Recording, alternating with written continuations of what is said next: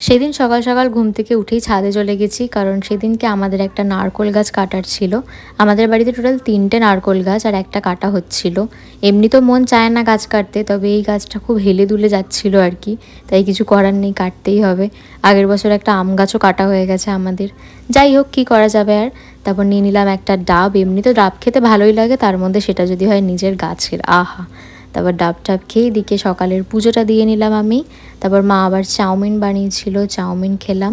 দিয়ে আমার বেশ কয়েকটা কেক বানানোর ছিল, তো ওগুলোই ঝটফট করে রেডি করে ফেললাম আমি।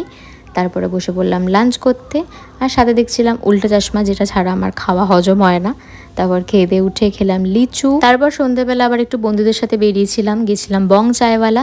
আর আমরা কোথাও যাই কি বাড়িতে বসে আড্ডা দিই, মেন উদ্দেশ্য আমাদের উনো খেলা। এ আবার দুদিন জিমে গিয়ে বলছে দয়া কমার কি বডি হয়েছে, আর আমরা বলছি আমাদের ভুঁড়ি হয়ে গেছে।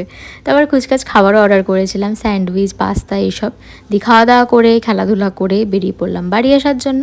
দিয়ে ডিনার করে নিলাম। ডিনারে ছিল সেদিন পরোটার চানা পানির। তো চলো আজকের মতো এটুকুই। ভিডিওটা ভালো লাগলে একটা লাইক আর সাবস্ক্রাইব করে দিও। টাটা।